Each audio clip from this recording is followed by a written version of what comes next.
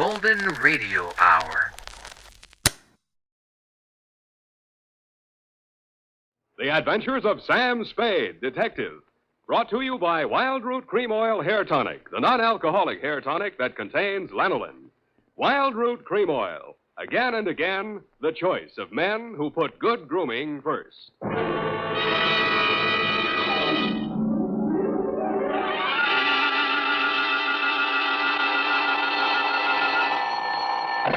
Sam Spade Detective Agency. Hello, sweetheart. It's only me. Oh, Sam. Why so modest? Women, Effie. Age cannot weather nor custom stale their infinite variety. Huh? Against their incalculable wiles, mere man is a leaf in the wind. Oh, Sam, do you really... Oh. Who was she and how windy was it? Cyclonic, Effie. We had to close every window in the house. But If you will just contain your natural feminine curiosity for a few moments, I'll be right down to dictate my report on the bow window caper.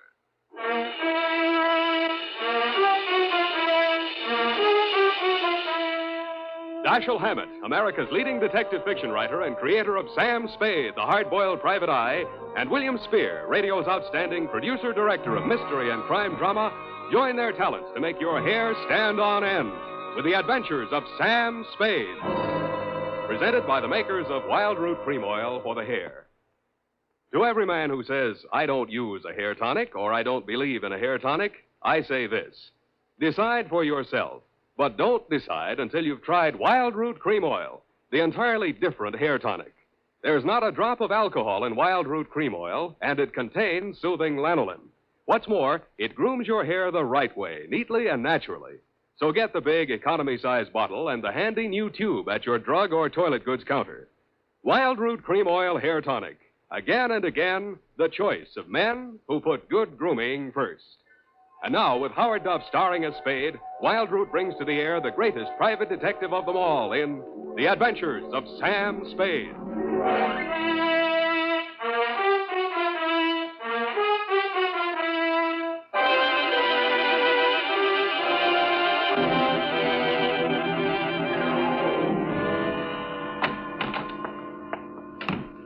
Sam, what's a bow window? A bow window. Bow window is a bay window that you look into instead of out of. Look into instead of out. Oh. Oh, Sam. Get your book, Panther Girl, and slink on in. Well, what was she trying to see through the bow window? I mean, whose house was it? Her own. But if it was her own house, then why would she It look... just goes to show you, darling, what some women will stoop to. It does? Mm-hmm. It was a low window. Oh. Well, whenever you're ready, Sam. Date November 10. Ninth. 9th. Correct. 1947. To Dr. Helmut Reese. I was right for once. Yeah. From Samuel Spade, license number 137596. Subject, the bow window caper. Dear Dr. Reese, I know that this report will not make pleasant reading for you, but you paid for it, so here it is. As far as I was concerned, it all started on Thursday morning when you called at my office. From your story, I gathered it had been going on for some time. You will say these are merely the actions of a jealous woman, Mr. Spade. But I assure you there's more to it than that. It must be a carefully thought-out plan to ruin my career, my whole life. In what way, Dr. Reese? She spies on my private consultations. Insults my women patients. I can no longer even keep a nurse for more than a week at a time. Scenes, hysterics, outbursts of violence. I cannot continue my work under such conditions. Well, why don't you give her a divorce? Why, no. This is not her desire. If it were, it would be simple. No, she wants to bring me to ruin. She wants to see me on my knees in front of the populace. Why? That is what I want to find out. Why? Doctor, I think you ought to take this case to a head doctor. I have consulted a psychiatrist. He examined her. She's perfectly competent mentally.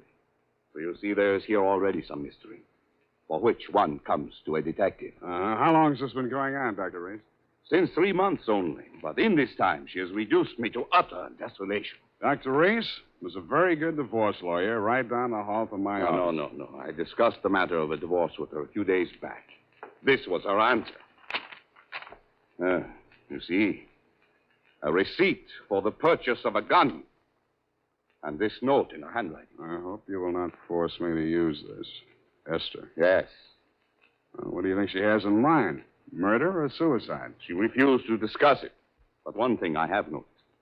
Since she has bought this gun, a new development. A strange man watches my house. Several times I have caught him following me. Well, she might have hired a detective to check on whether you visit a lawyer. Perhaps it is very simple, but it is all too strange to be harmless.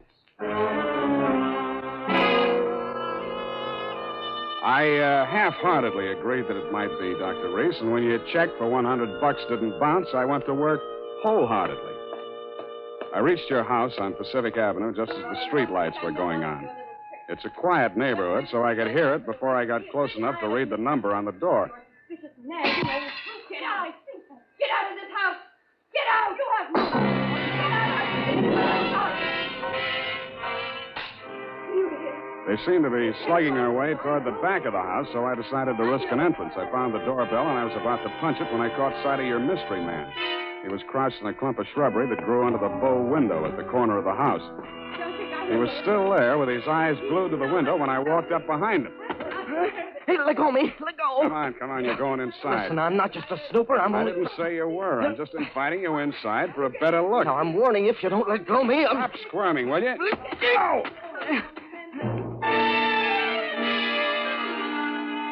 The kick he landed on me wasn't according to the Wrestling Association's rules, but I let him get away with it mainly because I couldn't move for 3 or 4 minutes, and by that time he disappeared down the street. When I recovered my faculties and staggered back to the door, I didn't bother ringing the bell. I just walked in.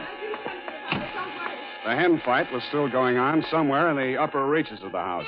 Then a door burst open on the upper landing, and a girl in a nurse's uniform ran down the stairs toward me, pursued by a pale little woman with a pinched face who was brandishing a pair of brass fire tongs. You brushed past me, Dr. Reese, and headed off the pursuer. Esther, stop this! Stop this at once! Have you gone crazy? Give me those fire tongs. Give them to me. What's the matter, Helmut? Afraid I'll mar your light of love's beauty? What started this? I caught her creeping about the kitchen. She was going to poison my food. Explain to you, Mrs. Reese. The doctor said... Oh, don't bother explaining, Miss Roberts. These morbid fancies of hers. Don't think I don't know what goes on in that office. That office where I'm not allowed anymore. That's only because you make the patient so nervous, Esther. I know what goes on. You and those women. That will do, Esther. Go to your room. Very well. But I won't have that woman in this house another day, Helmut. Is that understood? Go to your room, Esther. I'm going. But remember what I said. I warned you both. I can't. There, Miss Roberts. Now don't. There. I can't stand anymore, Doctor. I tell you, it's making me a nervous wreck. I just... Dr. Reese. Huh? Oh, Mr. Spade. You saw, you heard? Yeah. Come into my office. We'll talk. I think we'd better. Doctor, there's still one more patient waiting to see you, Doctor. Well, have her wait a little longer. This way, Mr. Spade.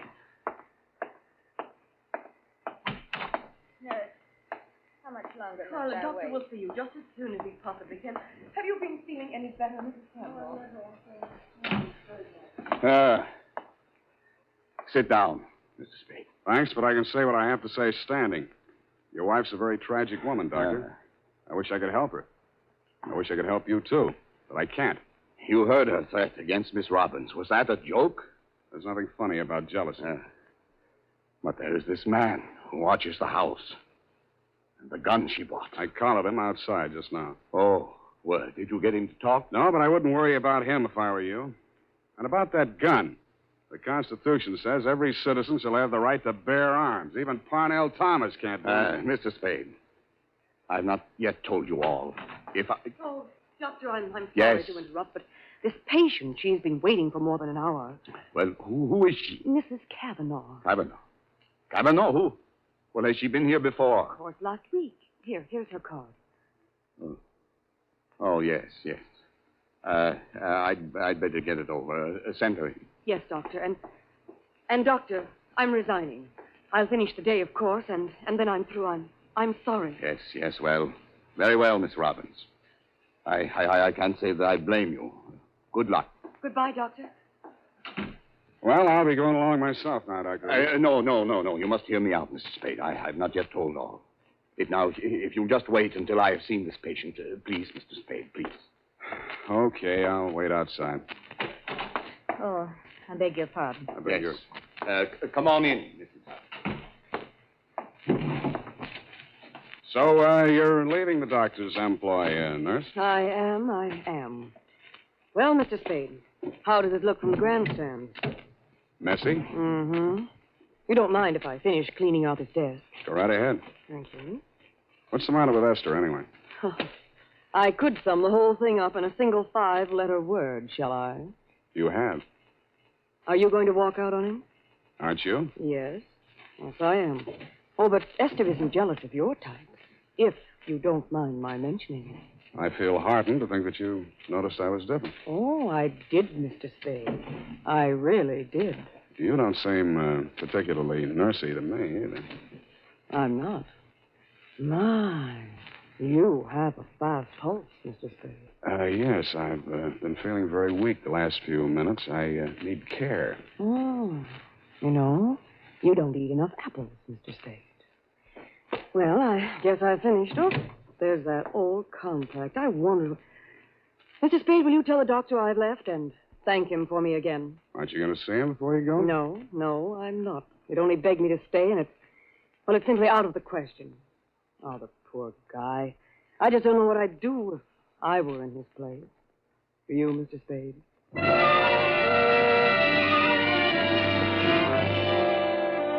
I did, and I told her. She told me I was a victim of hypertension and left me with my mouth open and no thermometer in it. 5 minutes after she'd gone out through the front entrance, your wife came down the stairs, looking knowingly at me and the door to the doctor's office, and left by the same route. 10 minutes after that, I was halfway through a 1937 National Geographic that was the latest edition on the waiting room table, and had reached the third paragraph on the natural beauties of Winona County, Minnesota. But I never finished it. I will be back in a minute.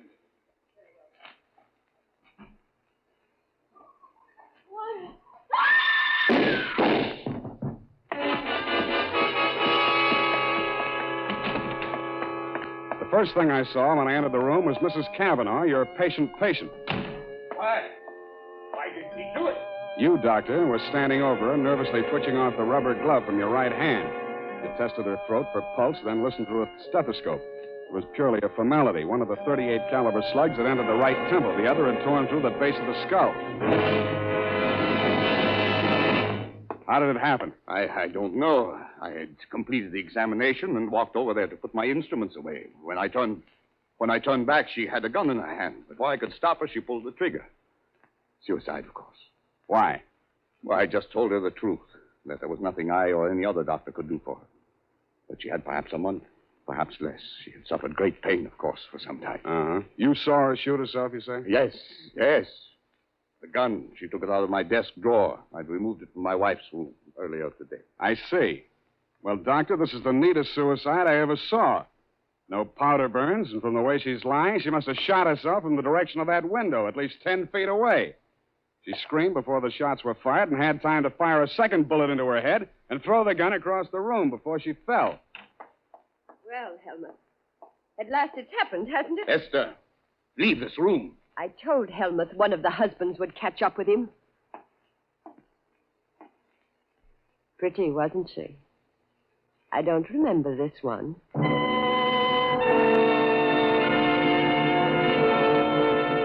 The expression on your face might have been horror or fear or both, Dr. Reese. But your wife was smiling. When my eyes left her face, I noticed a leaf clinging to the hem of her coat. It might have come from the shrub that grew up against the house.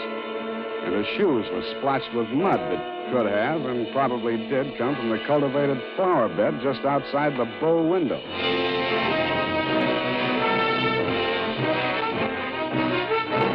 The makers of Wild Root Cream Oil are presenting the weekly Sunday adventure of Dashiell Hammett's famous private detective, Sam Spade.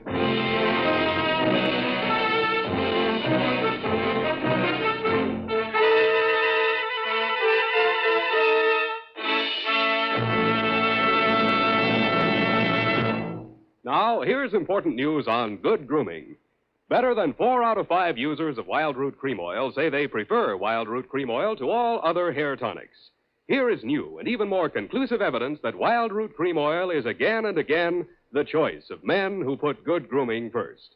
So if you want the well-groomed look that helps you get ahead socially and on the job, listen. Recently, thousands of people from coast to coast who bought Wild Root Cream Oil for the first time were asked, how does Wild Root Cream Oil compare with the hair tonic you previously used? The results were amazing. Better than 4 out of 5 who replied said they preferred Wild Root Cream Oil. And no wonder. It gives you the advantages that men consider most important. Wild Root Cream Oil grooms your hair neatly and naturally, relieves annoying dryness, and removes loose dandruff. What's more, non-alcoholic Wild Root Cream Oil is the only leading hair tonic that contains soothing lanolin. That's like the oil of your skin. So ask for Wild Root Cream Oil. Again and again, the choice of men who put good grooming first.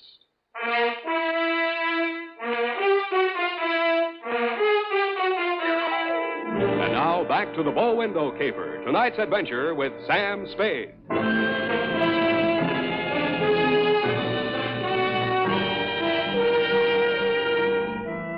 Obviously, there were 2 equally good suspects in the Kavanaugh murder. Either your wife had killed her in a jealous rage, or you'd killed her with your wife's gun to frame her for the murder. I decided to let the police worry it out and went home to bed. The morning headlines were a bit of a surprise. Nurse sought in shooting of mystery woman. Item.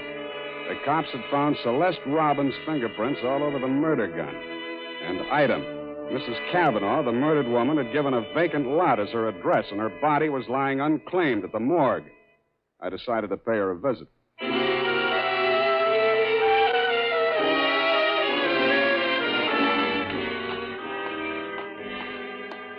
Maxie, hey, Maxie. What? Oh, Sam. Sammy, my boy. Hey, it's good to look on you. How are you, Maxwell? Oh, fine, fine. What brings you here, Sam? The Kavanaugh woman. The Kavanaugh, huh? Let's see who's with us today. Stiftel, Milton, Schwartz, Kelly. I knew him. Nice guy. Feige. Aha. Kavanaugh. Rose. Hello, Rose. Hey, Sam, don't you want to look at Rose? No, I've seen her. Yeah, just checked her back in. Autopsy. Say, you do collect queer ones, Sam. Now, you take her. Why would anybody in the world knock her off? In her condition, all he needed to do was wait. A month, couple of weeks. Bad as that, huh? Worse. Anybody claim her yet? Well, they... Hello. Something we can do for you? My name is Kavanaugh. I've come for my wife. He was standing with his back to me, and I didn't get a good look at his face until he walked over to the desk with Maxie. The voice tipped me even before I saw the face. It was the man I'd caught outside your office window less than half an hour before the murder. If he recognized me, he didn't let it show. I waited while he went in with Maxie. When he came out, there were tears streaming down his face. I'd been waiting for 2 reasons. I had some questions to ask him, and I had wanted to pay back that jolt he'd given me the night before. I left without doing either.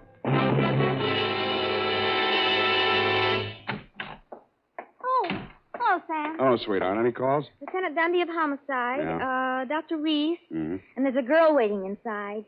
Wouldn't give any names. So you let her wait in my private office. Well, I don't think you'll mind when you've seen her. She's by way of being a knockout. Well, thank you, Effie. That was very thoughtful of you, huh? You're welcome, Sam. Sam, please don't be angry with me for coming here. I had to talk to somebody. What you need is a good criminal lawyer, Nurse Robin.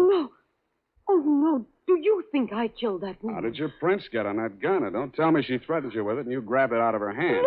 No, I didn't. I did nothing at all. Take it easy, Nurse. Take it easy. Would you like a drink or something? No, of course. Thank you anyway. I'll be all right. Well, she came in from shopping 3 days ago. Just as nice as pie. And she came creeping around. You know how she is. And she said, I bought something today. It's lovely. And with that, she hauled this gun out of her handbag. And so, to humor her, I took it and I looked at it. That was foolish. It certainly was foolish. Well, nickel-plated, ideal surface for fingerprints. And I remember she was wearing gloves. Struck me as peculiar at the time, but I'm so stupid. I didn't think of it until just now. Everything's a little peculiar about this caper. A woman who was dying anyway gets shot. Nobody even seems to know who she was. Doesn't make sense. No, it doesn't make much sense. What should I do, Sam? give myself up? I think you should. Yes, I thought you'd say that. All right, phone the police. You got a lot of courage. Sure you don't want to drink? No. No, thank you. I'll be all right. I'll be all right. Homicide. Dundee. Dundee, Sam Spade. I got the Robbins girl here in my office. She wants to check in. Oh? Well, tell her to forget it, Sam. Reese's wife just made a full confession.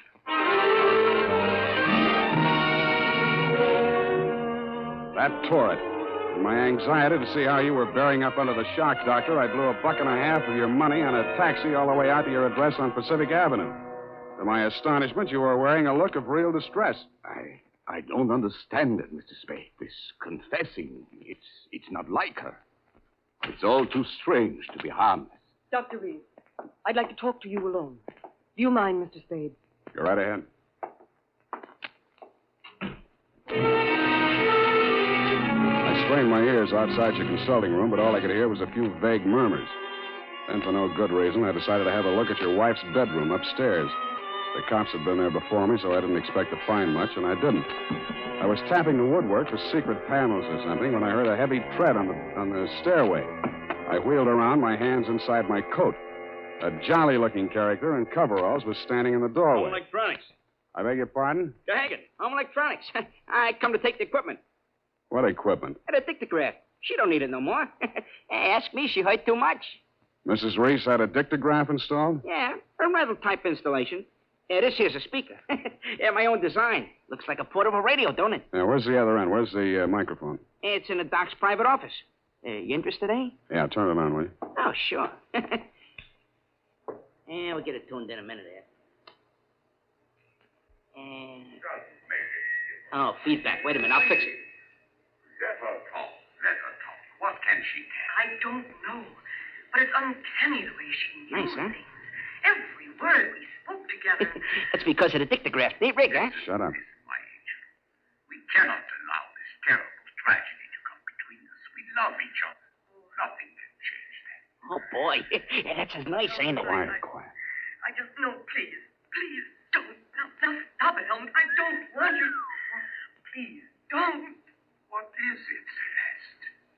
What has happened to Jane? What has happened? You asked that. When I've been attacked by a madwoman and accused of murder all in the space of 12 hours. But it's all over now. Just so, Helmut. Yes, it's all over. Well, can't you turn it up a little more? Oh, sure. Turn it up. Hold it. It's over. It's over. And I'm very, very ashamed. I suppose it was my usual thing. I always get sorry for a poor, weak man and get involved. But this time, I'm sorry for her. Celeste, please. When I was a kid, I liked it. It used to make me feel powerful and, well, to watch them squirm. But it's no fun anymore watching another woman in the agonies of jealousy. And you, I thought you were just weak. You're a brutal, unscrupulous murderer. What are you saying, Celeste? You killed Mrs. Kavanaugh.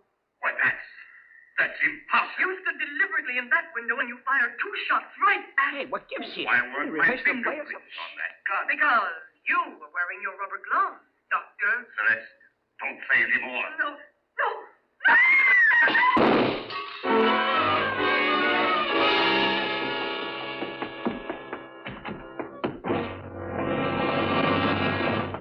Here, help me. Help me get his shirt off, Mr. Spade. You've been shot. Who shot him, you? Through the window, the same man, the one who watched the house. Hold this tourniquet tight, please. It's nothing. A flesh wound. His aim was bad. Yeah, too bad. Kavanaugh, you still out there? You got nothing to worry about. He's still alive. I missed him. Give me a hand. Come on. That's it. I missed him. That was lucky. You're taking the rap for your wife's murder, too, if you're a better shot. He did it. He killed my wife. I was at the window. I saw him. What I don't understand is why his wife confessed. She loves him, Mr. Kavanaugh. You should understand that. I guess that's what happens to love when it gets crossed up. Why didn't you tell the police what you saw? They'd have hung it on me. She was a stranger to everyone else. I'd been quarreling with her, suspicious, acting like a maniac.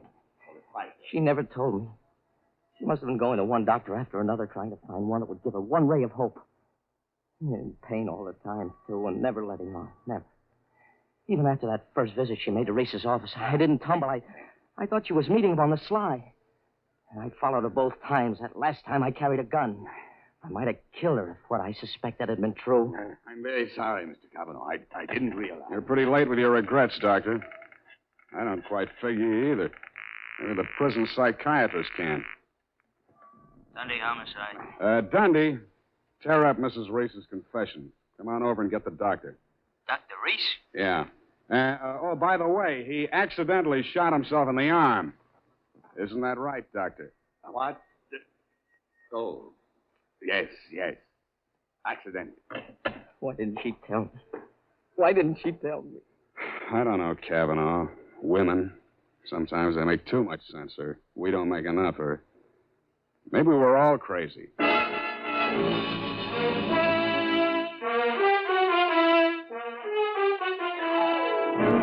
And that, Dr. Reese, is the crop. At the risk of laboring a point, there's also the mystery of why a nice girl like Celeste Robbins ever fell for a guy like you.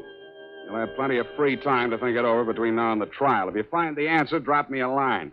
Period. And a report. You know, Sam, that's Celeste. I like her. I wish we could do something for her. Well, I've already thought of that, Effie. Oh? What are you going to do, Sam? Type that up, sweetheart, and I'll write you a happy ending. Here's how you can find out whether the hair tonic you're using today is giving you what you ought to get in good grooming. Ask yourself, does my present hair tonic groom my hair neatly and naturally, or does it leave my hair sticky or greasy? And does it relieve dryness and remove loose dandruff, too? Or does it do just a halfway job? Unless you can honestly say that your present hair tonic does all that for your hair, you owe it to yourself to try Wild Root Cream Oil right away. Try Wild Root Cream Oil and see for yourself how it improves your appearance, grooms your hair neatly and naturally, relieves dryness, and removes loose dandruff. It's non-alcoholic and contains soothing lanolin. Get the big economy-size bottle and the handy new tube that's easy to pack when you travel and grand for the bathroom cabinet. Don't delay. Get it today. Wild Root Cream Oil Hair Tonic. Again and again, the choice of men who put good grooming first. Oh, here's the report, Sam. You want to read it over? I do not. File it under F for forget. About that poor Celeste, Sam. Oh, yeah. Well, I made a date with Celeste to take her dancing tomorrow night. She needs cheering up, you know. Oh, what for? Well, you said she needed help. Well, that isn't exactly the kind of help I had in mind. Oh. I don't see why it's necessary Effie, to take... we must each of us give a particular kind of help each of us is particularly equipped to give. Very well. She wished to... She used to make over men just to get the other women jealous. That she did. Aren't other women silly to allow themselves to get jealous when they know just what she's up to? Idiotic. Just idiotic. Sure thing. And go home, Effie. I'm a lousy dancer. Oh, very well. Have fun, Sam. Good night, Sam. Good night, sweetheart.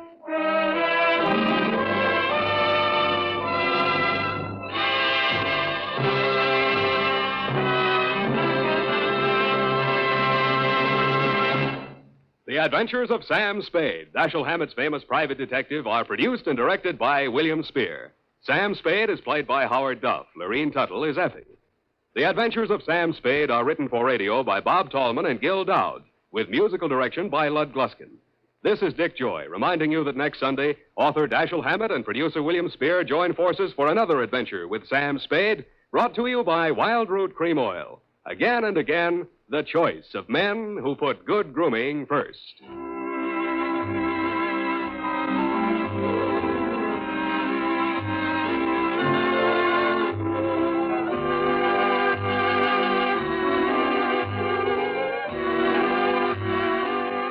Smart girls use Wild Root Cream Oil, too, for quick, good grooming and to relieve dryness between permanents. Mothers say it's grand for training children's hair.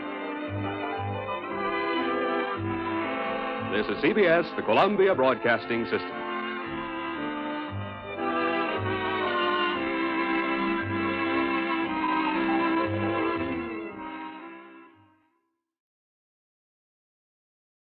The Adventures of Sam Spade, Detective. Brought to you by Wild Root Cream Oil Hair Tonic, the non-alcoholic hair tonic that contains lanolin. Wild Root Cream Oil, again and again, the choice of men who put good grooming first.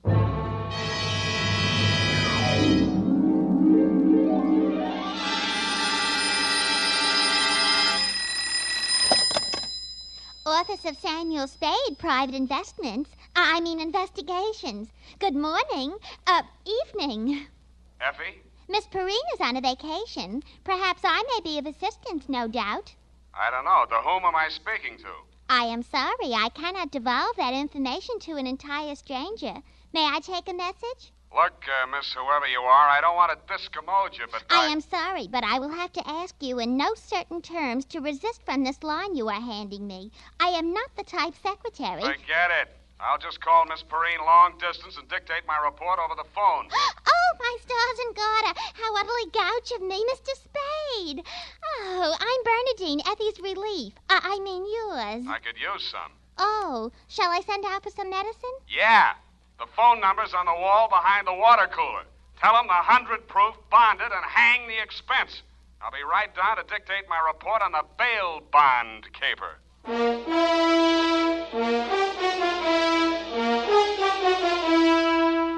Dashiell Hammett, America's leading detective fiction writer and creator of Sam Spade, the hard-boiled private eye, and William Spear, radio's outstanding producer-director of mystery and crime drama, join their talents to make your hair stand on end with the adventures of Sam Spade. Presented by the makers of Wild Root Cream Oil for the hair. Only 3 days left, gals, and June, the month of weddings, will be over. But don't worry, there are still 187 days left in leap year. Still time to snag the man of your dreams. You know, the one who uses Wild Root Cream Oil on his hair. He and millions of other men use Wild Root Cream Oil daily because Wild Root Cream Oil grooms the hair so neatly and naturally, relieves dryness, and removes loose dandruff. Any smart man who wants to look smart always insists on Wild Root Cream Oil Hair Tonic. Again and again, the choice of men who put good grooming first. And now, with Howard Duff starring as Spade, Wild Root brings to the air the greatest private detective of them all in the adventures of Sam Spade. Oh,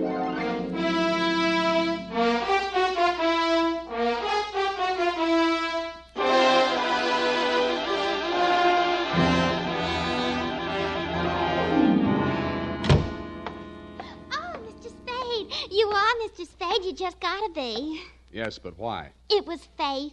I knew it was going to be like this. I had my qualms, too, Bernadine. Oh, that's good. I sent the other back. The other what? I called that number, but it was euphonious. They sent whiskey. Is something the matter? No, nothing at all. I'm perfectly calm. Well, I'm glad. My previous employer was very nervous, which is why I just happened to be tentatively at large when Effie reproached me about being a relief to her. Figures. Bernadine, now, I'm not being fresh. Honestly, I'm not. But do you take shorthand? Yeah, but I don't speak it. What is that you speak? Don't answer. Ready? Rodney. I mean Roger. Date. I'll have to ask my mother. Down, Bernadine. Date, June 27, 1948, to Miss Effie Perrine, care of Perry's Lodge, Kanab, the Pearl of the West, Utah. What? Oh, wrong letter. I'll get to that later. Date, June 27, 1948, to Leo M. Scarlett, care of Leaf, Branch, Root, Knox and Wood, attorneys at law, 333 Pine Street, San Francisco, from Samuel Spade, license number 137596. Subject, the bail bond caper. Dear Leo, I'm sorry things turned out the way they did, Leo, and I'd like you to know how I got into it. It wasn't for the reward. I don't take rewards. I'm not in love with your wife, no matter what she says, and I wasn't sore at you about anything. I was just sitting in my office, minding my own business, when the door opened, and Vivian walked in. She looked every bit as beautiful as she did when she lived under me in Ma Tuttle's boarding house in 41. In fact, I didn't recognize her until she slithered out of her mink. Hello, Sam. Surprised to see me? Yeah, but I'm trying not to show it. What's on your mind? Is that all you've got to say to me, Sam? Well, you're here on business, aren't you? All right, I don't blame you. It all happened pretty sudden, Leo and me. I should have written or phoned you, I suppose, but somehow... Forget it, Vivian. Now, what do you need a detective for? You, thinking of divorce already? Oh, please don't, Sam. If it was a mistake, I'm the one who has to live with it, and I made up my mind when I married Leo. This time it's for keeps. No matter what. Mm-hmm. What's the what? He's in trouble, Sam. Well, that's nothing new. Well, this time I don't think it's his fault. When Leo went legit, he meant it. What's he say he's doing now? He's a bail bond broker. Judging from your new look, I'd say he's a success. Sam, a man called him on the phone today. I answered. He said his name was Holliday, but I recognized his voice. It was an old friend of Leo's, Charlie Rosenfoy. Charlie, huh? When did he get A out? couple weeks back. He was paroled. I don't know what he said over the phone, but Leo looked scared and sick. I don't wonder. The word around town was that Charlie took the rap for Leo. And I don't know anything about that. All I know is Leo's on the level now, and Charlie never will be. He did plenty on his own during that time he served. Well, I won't argue that, but from where I sit, it looks like Leo better start wearing a gun again. He has. That's what I'm so frantic about, Sam. You hear any of the conversation from Leo's end? He didn't say much. But I did hear him say, "All right, 10 tonight. I'll meet you there." That wasn't very smart of him. I know, but that's the way he is. It might be only for a payoff. I thought of that, too. But Leo hasn't got that kind of money. He's been dropping a lot at the racetracks lately. And even if he had it, he's not the type to pay blackmail. I don't like it. Why should I stick my neck out? Why did you have to come to me anyway? 'Cause I trust you, Sam. I know you were jealous of Leo. I was? Sam, if we ever meant anything... If you meant half the things you said to me when we were... Stop it. That's blackmail. Oh, I feel so lost and alone. I don't know where to turn. Okay. I'll see what I can do. Oh, Sam, I'll make it up to you somehow. You see if I don't. Sure you will. And tell Leo to stop dropping his money at Tan Ferran. This is going to cost them plenty.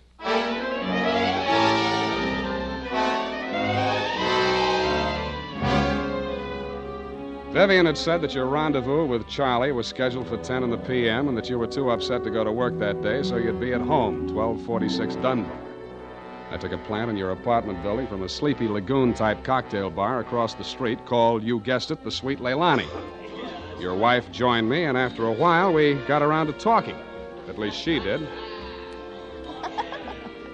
I bet you can't guess what I'm thinking about. Huh? Listen, Sam.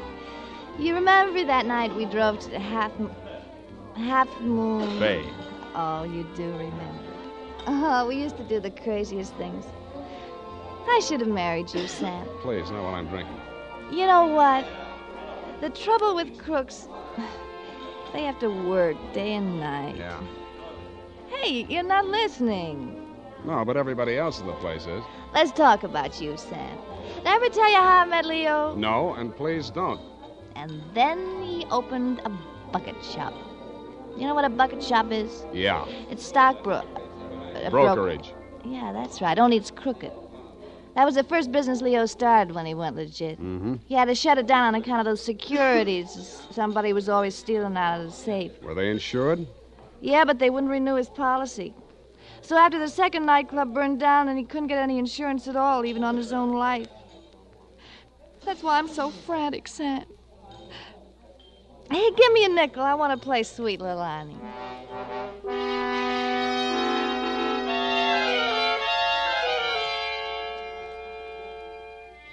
$50 and 2 hours later, Sweet Leilani broke under the strain, so we had Princess Papuli to leave a that gave out, and we were starting on the Hawaiian war chant when she disappeared through a door marked Wahines, Hawaiian for powder room, and never came back.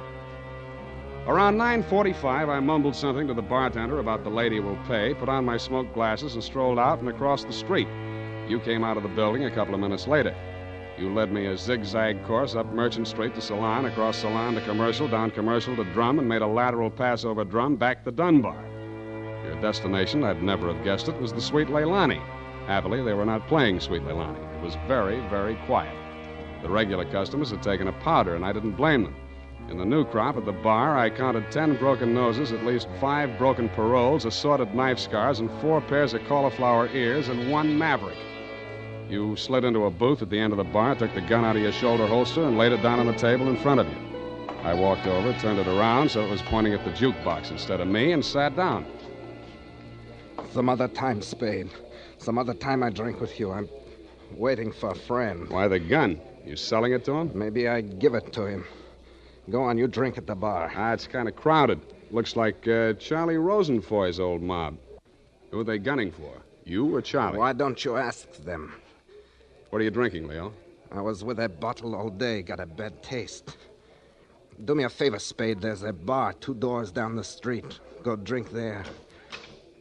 There's my friend coming in the door. Any friend of yours is a friend of mine, Leo.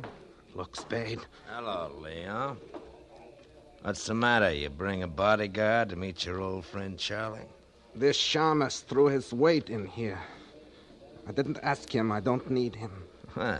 That sounds like the old Leo Scarlatti I used to know. The name is Scarlet. Oh, pardon me. I've been on the rock for so long, it's hard to catch up on all the changes. There's been a war, Charlie. Anyone tipped you to it yet? You got a smart bodyguard, Leo. Let's talk. Let's go somewhere else and talk. I like it here. Okay, we start. How come you tipped the mob we were coming here? You promised you wouldn't. Like the shamus, they got a drink somewhere. All right, say what's in your mind and I'll go. Yeah, and if you don't mind, I think I'll do my drinking at the bar.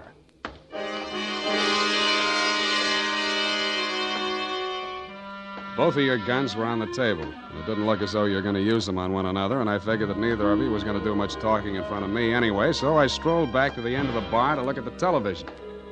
The 10 o'clock news roundup was on, and the ticker tape that was moving across the screen said ... in Atlantic City today, period. I ordered a highball, and then the ticker tape started again. This time it said San Francisco, $1 million bail bond robbery. $1 million in negotiable bonds is tonight in the hands of a group of daring hold-up men who commandeered an armored truck at the very portals of the police department in the Hall of Justice. Then it said, this concludes the 10 o'clock edition of the television news roundup. I had a slight hunch that if the television boys had had their cameras on the big bail bond robbery, that at least some of the characters would have been played by at least some of the bad actors that were foregathered in the Sweet Leilani. In fact, what you and Charlie were saying and doing when I walked back to your booth was almost too much to the point.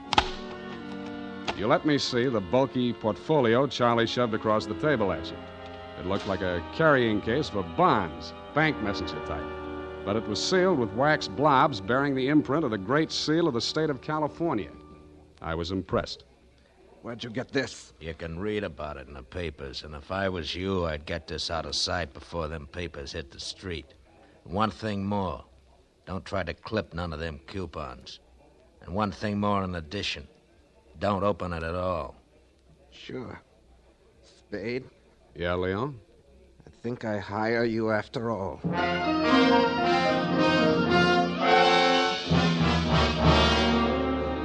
I took the job, and you handed me the portfolio. Outside, we flagged the taxi, and you gave the driver an address on Portsmouth Square.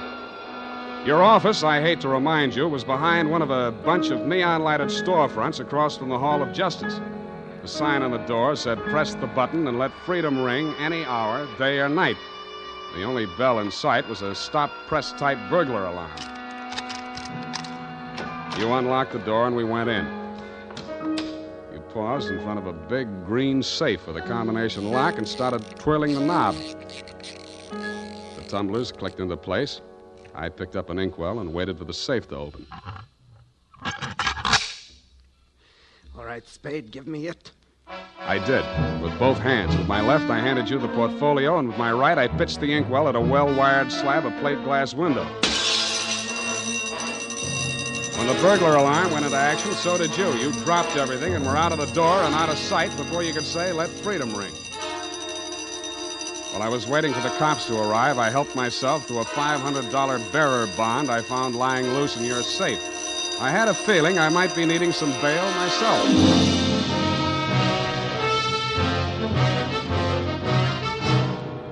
The makers of Wild Root Cream Oil are presenting the weekly Sunday adventure of Dashiell Hammett's famous private detective, Sam Spade.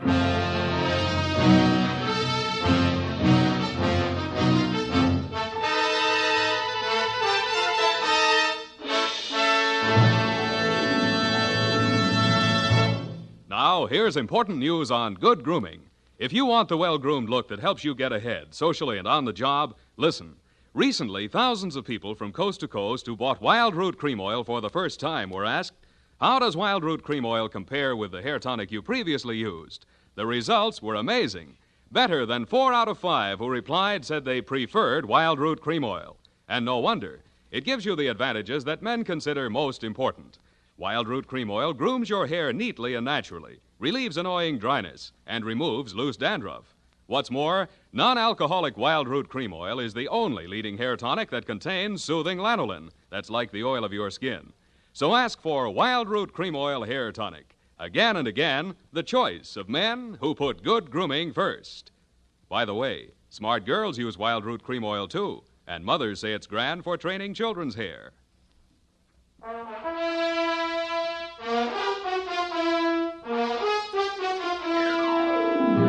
And now, back to the bail bond caper. Tonight's adventure with Sam Spade.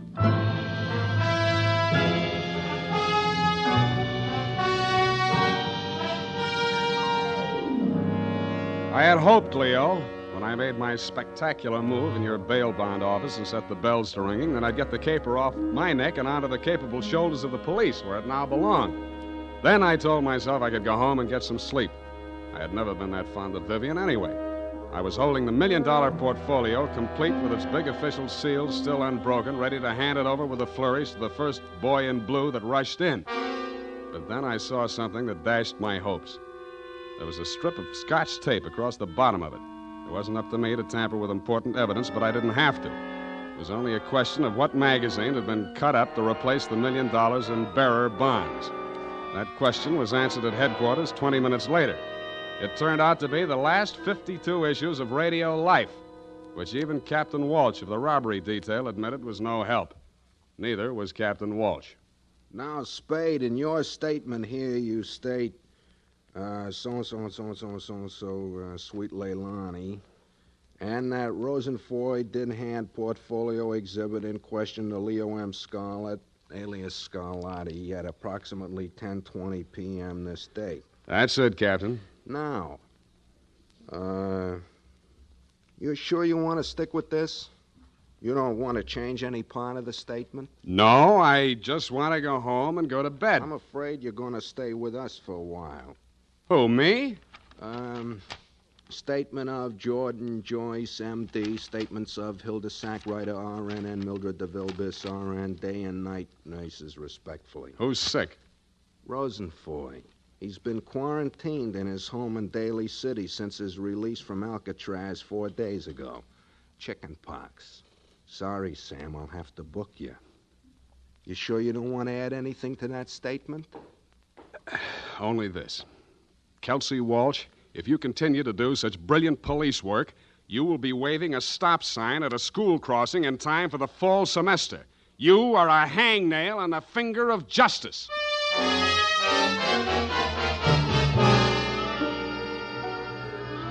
I thought I had been courteous and cooperative, but even so, it was the middle of the afternoon by the time they set my bail. $1,500. That made it life. But I hadn't had time to hang the curtains in my cell when I got even worse news. My bail had been posted by who? Vivian, a banana peel, and the steps of progress. She met me outside. Well, aren't you going to thank me? What for? Getting me in jail or getting me out? Getting you out, of course. It was all the money I had in all the world. Leo's money was impounded, you know. But, Sam, when I thought of what you and I once meant to each other, and maybe we still could... Yeah. Well, you'll get your money back. I'm not really guilty. Oh, I know that. What else do you know? I guess it's safe to talk. Leo phoned me today. Where is he? He wouldn't say. Some pay station. He kept putting in nickels. Sam, you've got to talk to him. You've got to convince him it's best to give himself up. Now you're beginning to make sense, sweetheart. But how can I get to talk to him? I've arranged it. He's to meet us at the Club Leilani. You know, where we had our reunion yesterday. That place on Dunbar? Yeah. Oh, that's great. A crowded saloon less than a block from the police department. Besides, the place has lousy memories for me. By the way, did you ever get out of the ladies' room? If you don't mind, I'd rather talk about something else. Okay, let's talk about how do we bring this big secret meeting off in a crowded cafe. Is Leo coming in a false beard? You really think I'm stupid, don't you? I didn't say so. Well, it so happens that the place is closed on Tuesday. See that sign in the window? Closed Tuesday? Mm-hmm. Now, how do we break in? I was counting on you. You're a detective. Can't you use a glass key or something? Did you say that bail bond you bought for me was all the money you had in the world? That's the truth. Then get ready to forfeit it. It's a risk I've got to take. You've got to take. Sam, please, if we ever meant anything Yeah, to... I know. Half Moon Bay. But sometimes I wish we hadn't been childhood sweethearts. Wait here. I'll case the alley.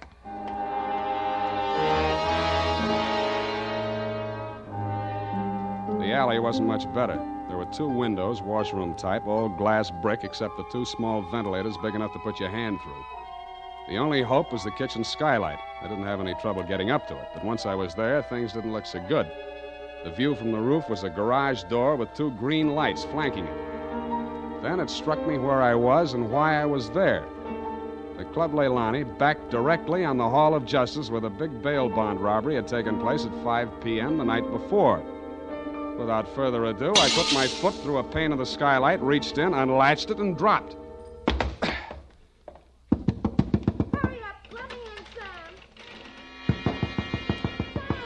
Up at the front of the building, I could hear Vivian clamoring for admittance. I decided to let her clamor for another minute or 2.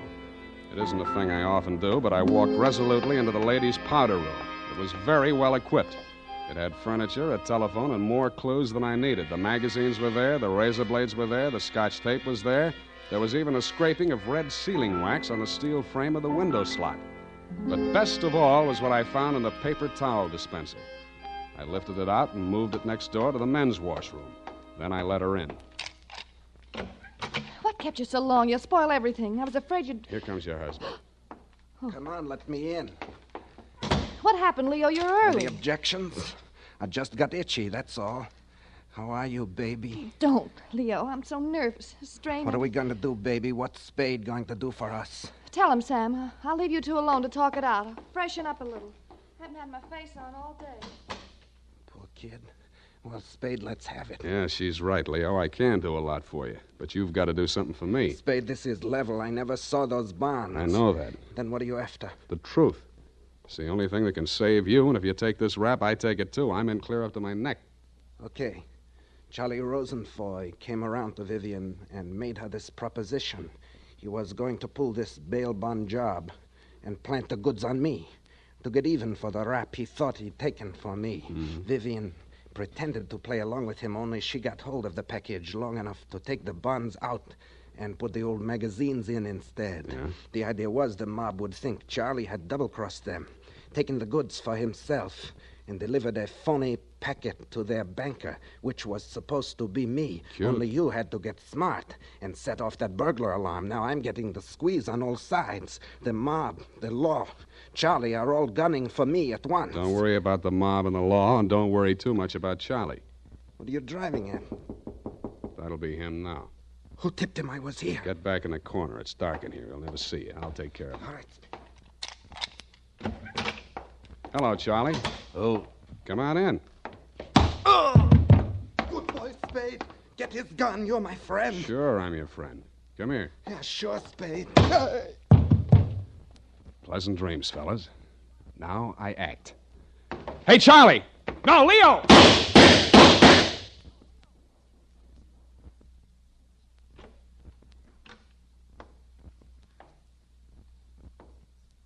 Vivian? Sam? That you? Yeah. The last of your boyfriends.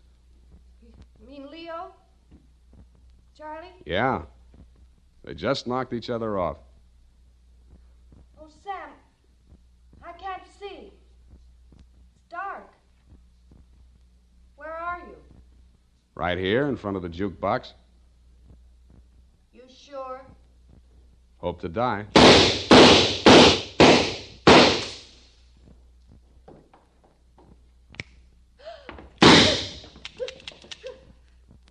Drop it, Vivian. It's empty. Sam, Sam! Vivian, how could you? After Half Moon Bay.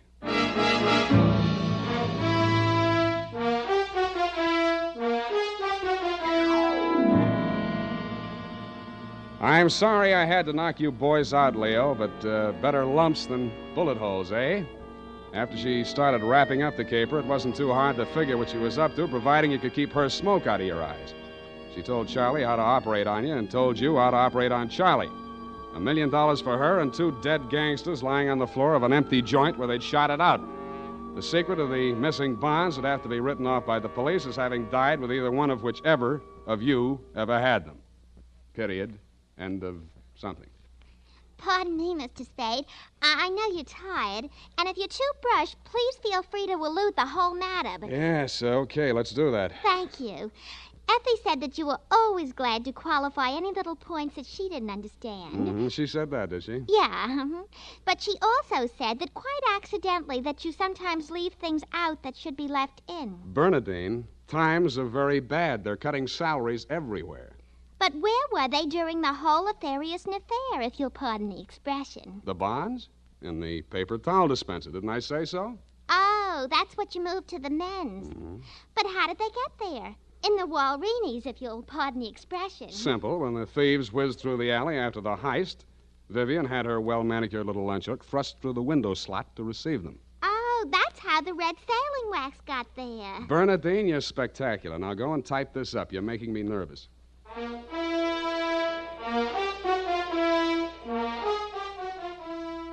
You know what they say about people who like mysteries? Once a mystery fan, always a mystery fan. And that goes for hair tonics, too. Once a Wild Root Cream Oil fan, always a Wild Root Cream Oil fan. Just try it and you'll see what I mean. Wild Root Cream Oil grooms the hair neatly and naturally, relieves annoying dryness, and removes loose, ugly dandruff. So tonight, or first thing tomorrow, step up to your drug or toilet goods counter and ask for Wild Root Cream Oil. Get the big economy bottle and the handy new tube that's easy to pack when you travel. Also, ask your barber for a professional application of Wild Root Cream Oil Hair Tonic. Again and again, the choice of men who put good grooming first. Well, here it is, Mr. Spade. I hope it's not too erroneous. Oh, I'm sure it's quite offensive. Don't you mean inoffensive, Mr. Spade? Have it your way. I don't want to sound imprudent, Mr. Spade, but I must say that your conduct through the whole thing was very brave and outrageous. Don't you mean courageous? Now I've got you doing it. You're going to be just like Mr. Cummel. Your previous employer, no doubt. Yeah, poor man. You know, he finally became completely erasable. They had to take him away. What were his symptoms? Well, when he ordered the puppy biscuits, I thought he was just being concentric. But after a while, he wouldn't answer to anything but Rover. I had to sprinkle his flea powder in the morning, you know? And then he had his little tricks. He always wanted to show off, you know, sitting up and rolling over. He could shake hands, too. What's so great about that? Any dog can shake hands. Yeah, but can you scratch your ear with your foot? If I set my mind to it. Now go home, Bernadine, or I'll report you to the SPCA. You can't frighten me. Effie told me that your bark is worse than your bite. Good night, Mr. Spade. Effie, in far-off Kanab, come home, sweetheart.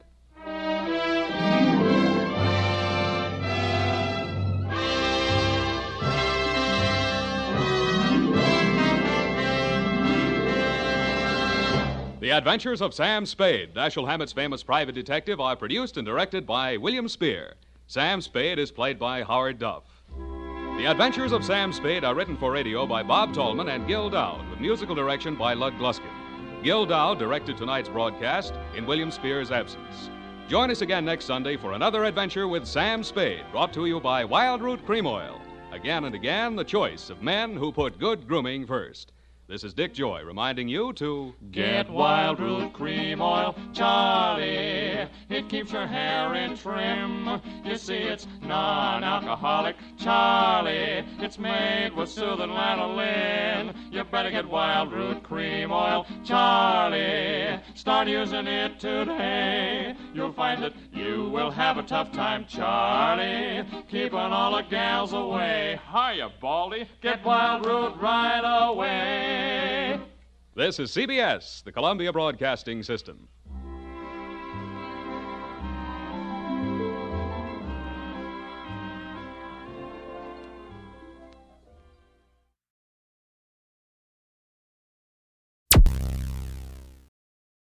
Thank you for listening. Please like and subscribe.